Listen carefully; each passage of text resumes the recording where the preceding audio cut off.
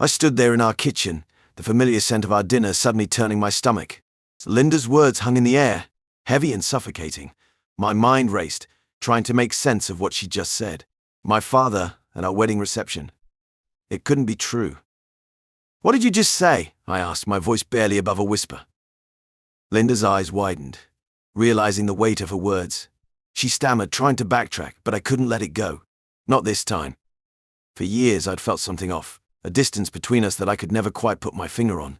Now it was as if a veil had been lifted, and I was seeing clearly for the first time. "Linda, explain yourself," I demanded, my hands gripping the edge of the kitchen counter so tightly my knuckles turned white. She tried to brush it off, claim it was nothing, but I pressed harder. Hours passed and still she denied anything more. But I could see it in her eyes, there was more to this story. Finally, as the clock ticked past midnight, she broke down. "David, I'm so sorry," she sobbed, her face buried in her hands. It wasn't just at the wedding." My world tilted on its axis as Linda's confession poured out. An affair with my father. For almost our entire marriage, the room spun around me as I tried to process her words. "How long?" I managed to choke out. "It started at the reception," she whispered, unable to meet my eyes. "But 6 months later we became more." I felt like I was going to be sick. Memories of family gatherings, holidays, and seemingly innocent moments between Linda and my father flashed through my mind. How could I have been so blind? "Until when?" I asked, dreading the answer. Linda's voice was barely audible. "Until he died in 2018. The anger that had been building in my chest exploded. 40 years. You've been lying to me for 40 goddamn years. I paced the kitchen, running my hands through my hair, trying to make sense of it all. Every moment of our life together was now tainted, called into question. Our wedding day, the birth of our children, family vacations. Had it all been a lie? "How could you do this to me?" I asked, my voice breaking. "To our family?" Linda reached out to touch my arm, but I recoiled. "David, please. I never meant for this to happen. Your father, he was manipulative. He knew how to get what he wanted." Your excuses only fueled my anger. "Don't you dare try to justify this. You had a choice, Linda. Every single time you had a choice." I thought about our 5 children, our 17 grandchildren, the family we built together over the years. How much of it was based on lies? The possibility that this betrayal could have affected them too was almost too much to bear. "Our kids," I said, my mind racing. "Do they know? Are they even?" I couldn't finish the sentence, the implication too horrifying to voice. Linda's eyes widened in panic. "No, David, no, they're yours. All of them. I swear it." But how could I believe her now? Every word out of her mouth felt like another knife in my back. I'd spent my entire life being the dependable one, the rock of our family. Now that foundation was crumbling beneath my feet. "I need some air," I muttered, stumbling towards the front door. "David, wait." Linda called after me, but I was already out the door. The cool night air hit my face as I stepped onto our porch.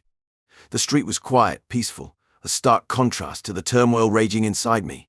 I sank onto the steps, my head in my hands, as the tears I'd been holding back finally broke free. How many times had my father sat on these very steps, sharing a beer with me after Sunday dinners? How many times had he played with my children, his grandchildren, in our backyard? The memories that once brought me comfort now felt poisoned. I don't know how long I sat there, lost in my thoughts. The sky began to lighten, the first hints of dawn breaking through the darkness. But the new day brought no clarity, no relief from the pain that threatened to consume me. I heard the front door open behind me, Linda's tentative footsteps approaching. She sat down beside me, careful to maintain a distance between us. "David," she began, her voice hoarse from crying. "I know I have no right to ask this, but what happens now?" I laughed bitterly. Now I try to figure out if the last 40 years of my life have been a complete lie." "It wasn't all a lie," Linda pleaded. "I love you, David. I've always loved you." I turned to look at her, really look at her, for the first time since her confession. The woman I thought I knew better than anyone in the world suddenly seemed like a stranger. "How can you say that?" I asked, my voice barely above a whisper. "How can you claim to love me when you've been betraying me for our entire marriage?" Linda flinched at my words, but I couldn't find it in me to care about her pain, not when mine was so overwhelming. "And I know it doesn't make sense," she said, "but it's true. What happened with your father, it was complicated. She had a hold over me that I couldn't shake. I stood up abruptly, unable to listen to any more of her excuses. Stop, just stop. I can't hear this right now. I walked down the driveway, needing to put some distance between us. The neighbor across the street was just leaving for work. He waved, oblivious to the fact that my entire world had just imploded. I raised my hand in a half-hearted response, the normalcy of the gesture feeling absurd in the face of everything that had happened. As I reached the end of our driveway, I turned back to look at our house, the home we'd built together over the years, the place where we'd raised our children, celebrated holidays, weathered storms. Now, it felt like just another lie. Linda was still sitting on the porch steps watching me. Even from this distance, I could see the tears streaming down her face. Part of me wanted to go to her, to comfort her, as I had done countless times over the years. But that part was overshadowed by the anger, the hurt, the betrayal that coursed through my veins. I walked back towards her, my steps heavy with the weight of everything I'd learned. As I approached, Linda looked up at me, her eyes filled with a mixture of hope and fear. "I need time," I said, my voice sounding foreign to my own ears. I can't be here right now. I need to think, to process all of this." Linda nodded, her shoulders slumping in defeat. "Where will you go?" I shook my head. "I don't know. But I can't stay here. Not with you. Not now." I walked past her into the house, heading straight for our bedroom. The room we'd shared for decades now felt tainted, every corner holding memories that I couldn't trust anymore. I grabbed a duffel bag from the closet and started throwing clothes into it haphazardly. Linda appeared in the doorway, watching me pack with tears in her eyes. "David, please. We can work through this. We can get counseling, try to." I cut her off, unable to hear any more. "Work through this? Linda, you've been sleeping with my father for 40 years. You've lied to me every single day of our marriage. How the hell are we supposed to work through that?" She flinched at my words, but I couldn't bring myself to soften my tone. The anger that had been simmering all night was threatening to boil over. "I trusted you," I said, my voice breaking. "I gave you everything. My love, my loyalty, my whole damn life. And all this time you've been..." I couldn't even finish the sentence. The thought of her with my father was enough to make me physically ill. As I zipped up the bag, my eyes fell on our wedding photo on the dresser. The smiling faces of our younger selves looked back at me, full of hope and promise for the future. With a sudden surge of rage, I grabbed the frame and hurled it against the wall. The glass shattered, scattering across the floor like the pieces of my broken trust. Linda gasped, stepping back from the doorway. "David, please. I know you're angry, and you have every right to be, but I love you. That's never changed." I laughed bitterly. "Love? You don't even know the meaning of the word. If you loved me, you wouldn't have done this. Not for a day, let alone 40 years. So I shouldered my bag and pushed past her, heading for the front door. As I reached for the doorknob, I paused, turning back to look at the woman I'd spent my life with. A woman I thought I knew better than anyone in the world. "I don't know if I'll be back," I said, my voice barely above a whisper. "I don't know if I can ever look at you the same way again." Linda's face crumpled, fresh tears spilling down her cheeks. "David, please, don't go. We can fix this. We have to fix this." But I was already out the door, closing it firmly behind me. As I walked to my car, I could hear Linda's sobs coming from inside the house. Part of me wanted to go back, to comfort her as I had done so many times before. But that part was overwhelmed by the pain, the anger, the betrayal that coursed through my veins. I got into my car and started the engine, not sure where I was going, only knowing that I needed to get away. As I pulled out of the driveway, I caught a glimpse of Linda in the rearview mirror, standing on the porch, watching me leave. For the first time in 40 years, I didn't look back. So I woke up early the next morning, my body aching from a night spent tossing and turning on the lumpy guest room mattress. The house was quiet, save for the faint sound of Linda puttering around in the kitchen downstairs. I lay there, staring at the ceiling, feeling nothing but a cold emptiness inside. Eventually, I dragged myself out of bed and into the shower. The hot water did nothing to wash away the heaviness in my chest. As I dressed, I caught a glimpse of myself in the mirror. The man staring back at me looked older, more haggard than I remembered.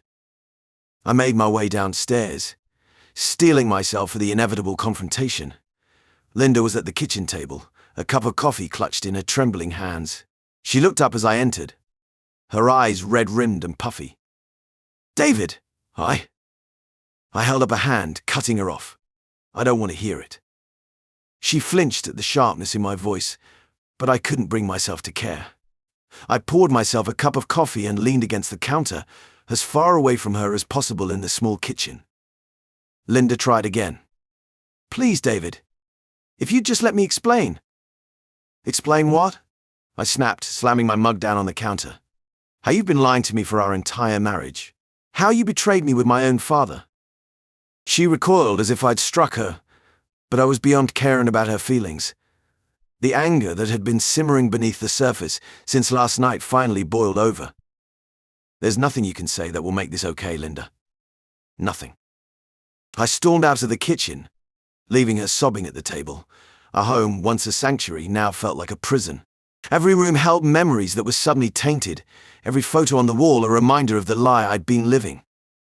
The day dragged on, an endless cycle of avoiding Linda and trying to keep myself busy.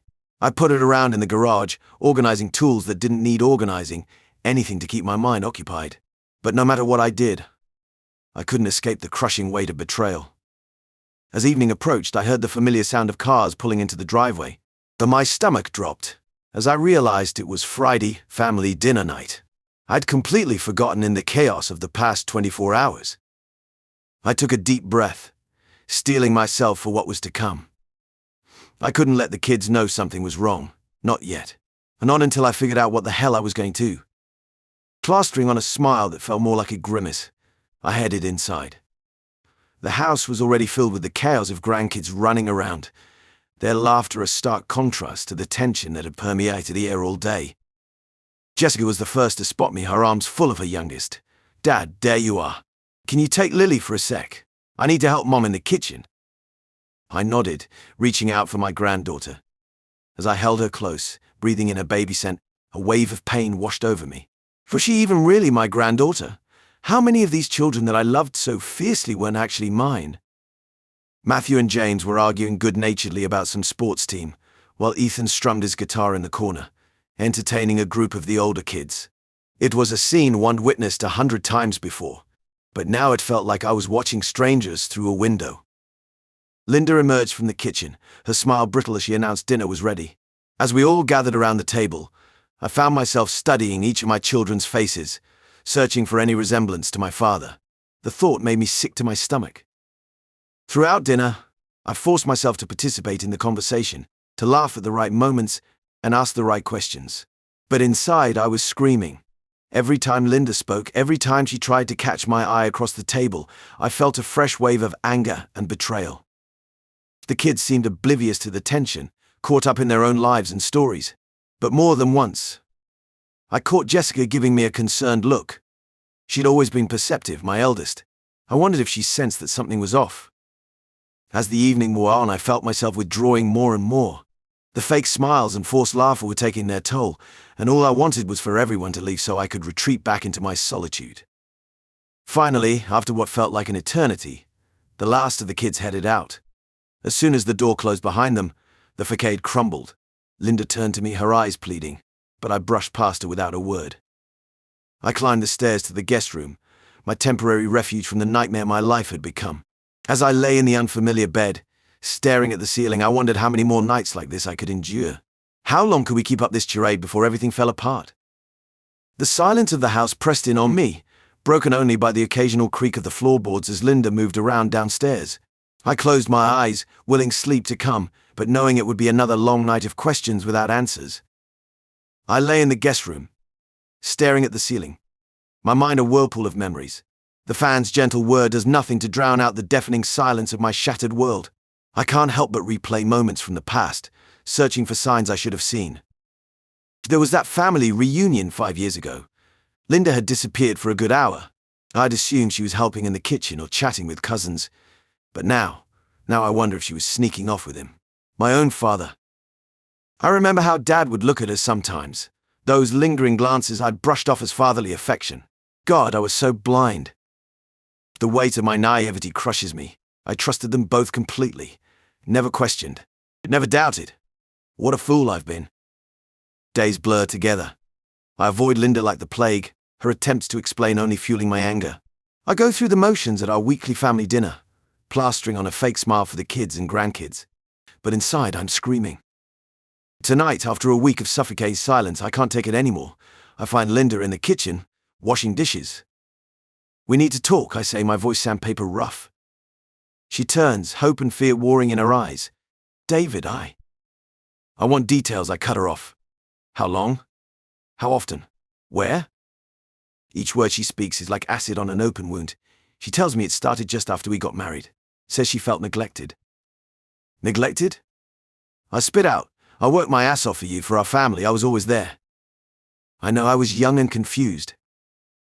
You were young for 38 years, Linda. And with my father, you're disgusting. She crumples, sobs racking her body. But I feel nothing. No urge to comfort her. Just a cold, hard knot in my chest where my heart used to be. I storm out, slamming the door behind me. The night air does little to cool my rage. The next day, Linda drops another bombshell. Our second child, the one we lost as an infant, it wasn't mine. It was my father's. Ah. The world tilts sideways. I can't breathe. That loss nearly broke us. And now I learn it wasn't even my child. The product of their betrayal. I don't respond. Can't. I just grab my keys and drive. Hours pass as I cruise down empty highways, my mind a mess of grief and anger and disbelief. When I finally return home, Linda's waiting. Her eyes are red-rimmed, her voice choked with tears as she begs me to listen. It was a different time, she pleads. I was lost, confused. But I love you, David. I've always loved you more than anything. Her words wash over me, meaningless. I can't even look at her. Please, she says, grabbing my arm. Don't leave me. Think of our marriage, our family, everything we've built together. I jerk away from her touch. Built on what, Linda? Lies? Every word out of her mouth sounds hollow, manipulative. I wonder if she's ever truly loved me at all. Was our entire marriage just one big lie? I retreat to the guest room, locking the door behind me. Linda's sobs echo through the house, but they don't move me. I'm numb, adrift in a sea of betrayal and doubt. As I lie there in the dark, I realize I don't know who I am anymore. The life I thought I had, the love I believed in, it's all gone. And I have no idea what comes next. So I woke up feeling like shit again. The anger that had been simmering inside me for days was threatening to boil over. Linda was already in the kitchen when I came downstairs, probably hoping to catch me for another one of her pathetic attempts at explaining herself. I couldn't even look at her. I couldn't look at her. David, please, she started, but I cut her off with a glare that could have melted steel. Don't, I growled, grabbing my coffee and heading to the garage. It was the only place I could think straight anymore. As I tinkered with an old engine, trying to lose myself in the familiar motions, my mind kept circling back to the mess my life had become. Every time I thought about Linda and my father, my hands would start shaking. I'd have to put down whatever tool I was holding before I threw it across the room. The worst part was I couldn't even escape it when the kids came over. Jessica stopped by that afternoon, concern written all over her face. She'd always been perceptive, my girl. Dad, what's going on? She asked, leaning against my workbench. Mom says you're going through something, but this feels different. I couldn't meet her eyes. How could I tell her that her mother, the woman who'd raised her, was nothing but a liar and a cheat? That the family she thought she knew was built on a foundation of betrayal? It's nothing, Jess, I muttered, focusing intently on a spark plug that didn't need cleaning. Your mom and I are just working through some stuff. Jessica didn't buy it, I could tell. But she didn't push, just gave me a hug before she left. It felt like a knife in my gut, knowing I was lying to her too. That night, I couldn't stand being in the house anymore. The walls felt like they were closing in on me. Linda tried to talk to me again as I headed for the door. Where are you going? She asked, her voice small and scared. Out, I snapped, not bothering to look back. I heard her stifle a sob as I slammed the door behind me. I drove aimlessly for hours, my knuckles white on the steering wheel. Every happy memory I had of our life together was tainted now. Our wedding day, the birth of our kids, family vacations, all of it felt like a lie. And the more I thought about it, the angrier I got. When I finally came home, well past midnight, Linda was waiting up. She looked like she'd been crying, but I couldn't bring myself to care. David, please, she begged. We need to talk about this. I know you're hurting, but... Hurting? I interrupted, my voice low and dangerous. You have no idea what I'm feeling, Linda. You destroyed everything. Everything. And you want me to just what? Get over it. No, of course not, she said, reaching for me. I jerked away like her touch would burn me. I want to try to fix this. To explain. Explain? I laughed, but there was no humour in it. Explain how you fucked my father for years. How you lied to my face every single day. How you made a mockery of our entire marriage. Linda flinched at my words, tears spilling down her cheeks. It wasn't like that, she whispered. Then what was it like? I demanded, my voice rising. Please, enlighten me. Tell me how screwing my dad behind my back for decades was somehow okay. It wasn't okay, she admitted, her voice trembling. I know that, but it started after your mother died. Your father was so lonely and I saw red. Don't you dare bring my mother into this, I hissed. Don't you fucking dare. The realization hit me like a ton of bricks. My mother. Had she known? Had she died knowing that her husband and her daughter-in-law were betraying her son? Did she know? I asked, my voice barely above a whisper. Linda looked confused. What? My mother, I clarified, feeling sick to my stomach. Did he know about you and Dad? The look on Linda's face told me everything I needed to know. I felt like I was going to throw up. Get out! I said, my voice shaking with rage. David, please. Get out! I roared, causing her to stumble back in fear. I can't even look at you right now. Just get out of my sight. Linda fled upstairs, sobbing. I slumped onto the couch, my head in my hands. How had my life come to this? How could I ever trust anyone again? The next few weeks were a blur of anger and pain. I avoided Linda as much as possible, speaking to her only when absolutely necessary. When I did, my words were sharp, cutting. I knew I was hurting her, but I couldn't bring myself to care. She'd hurt me far worse. Our children noticed the change, of course. They'd ask questions, concerned looks on their faces. Linda would make excuses, tell them I was just going through a rough patch. I wanted to scream the truth at them, to let them know what kind of woman their mother really was. But I held my tongue, not wanting to destroy their world the way mine had been destroyed. Jessica was the most persistent. She'd always been Daddy's little girl, even though she wasn't biologically mine. The irony of that wasn't lost on me now. Dad, she cornered me one day after a particularly tense family dinner. Something's really wrong. I can feel it. Please talk to me. I looked at her, seeing the worry in her eyes. For a moment I was tempted to tell her everything, but I couldn't do it. I couldn't be the one to shatter her image of her mother. It's complicated, Jess, I said, my voice gruff. Your mom and I were working through some things. But you're not, she insisted. You're not even trying. Dad, I've never seen you like this. You're scaring me. Her words hit me hard. I was scaring my own daughter. What kind of father was I? I'm sorry, sweetheart, I said, pulling her into a hug. I don't mean to worry you. It's hard right now. Jessica hugged me back tightly. I love you, Dad, she whispered. Whatever's going on, we'll get through it. Okay? Okay? I nodded, not trusting myself to speak. If only she knew. As the days turned into weeks, the distance between Linda and me grew. I couldn't stand to be near her anymore. The sight of her made my skin crawl, remembering all the lies, all the betrayal. And I moved into the guest room, unable to sleep in the bed we'd shared for so many years. Linda tried to reach out to bridge the gap between us, but every attempt just made me angrier. How dare she think she could fix this? How dare she act like what she'd done was forgivable? One night, after another failed attempt at conversation, Linda broke down. David, please, she sobbed. I know I hurt you. I know what I did was unforgivable. But I love you. I've always loved you. Can't we at least try to work through this? I looked at her. Really looked at her for the first time in weeks. The woman I'd loved for nearly 4 decades, the mother of my children, the person I'd built my entire life around. And I felt nothing. Just a cold, empty void where my love for her used to be. There's nothing to work through, Linda, I said, my voice devoid of emotion. You killed us. You killed everything we had. It's over. Linda's face crumpled, but I couldn't bring myself to care. I turned and walked away, leaving her crying in the kitchen. As I lay in the guest room that night, staring at the ceiling, I wondered how much more there was to uncover. How many more lies? How many more betrayals? Little did I know the worst was yet to come. Not long after I sat in the dimly lit guest room, staring at the piece of paper in my trembling hands. The DNA test results. I'd ordered them in a desperate attempt to find answers, to make sense of the chaos my life had become since Linda's confession. But now, as I read the cold, clinical words, I realized I was never prepared for this truth. My breath catches in my throat as I process the information. Matthew and James, two of the sons I'd raised, loved and cherished for decades, aren't mine.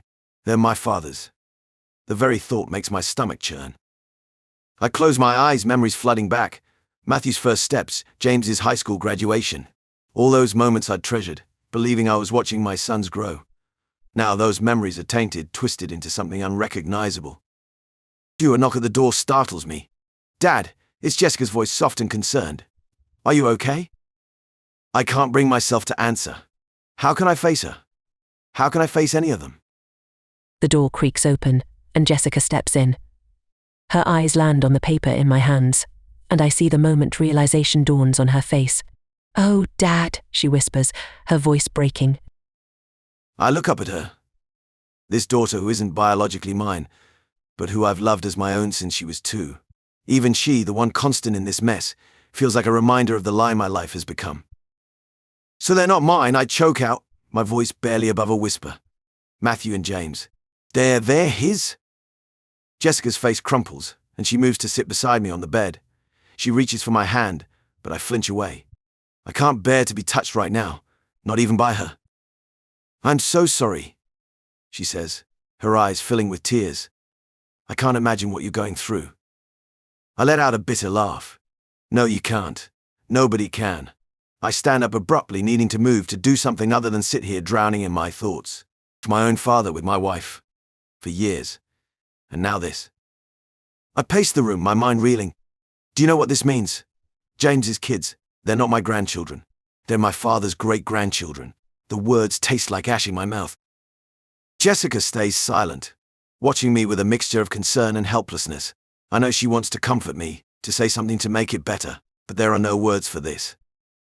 I don't know how to move forward from this, I admit, my voice cracking. How am I supposed to look at Matthew and James now? How can I be their father when I'm really their half-brother? The very thought makes me nauseous. "They're still your sons," Jessica says softly. "Biology doesn't change the years you've spent raising them, loving them." I shake my head vehemently. "You don't understand. Every time I look at them now, all I see is my father's betrayal. Linda's betrayal. How can I separate that from who they are?" Jessica stands up, moving towards me, but I back away. "Dad, please, let us help you through this. You don't have to face it alone." But I do feel alone, more alone than I've ever felt in my life. The family I thought I had, the life I thought I built, it's all crumbling around me, and I'm standing in the rubble, unsure if I even want to try to rebuild. "I need to be alone," I mutter, turning away from Jessica.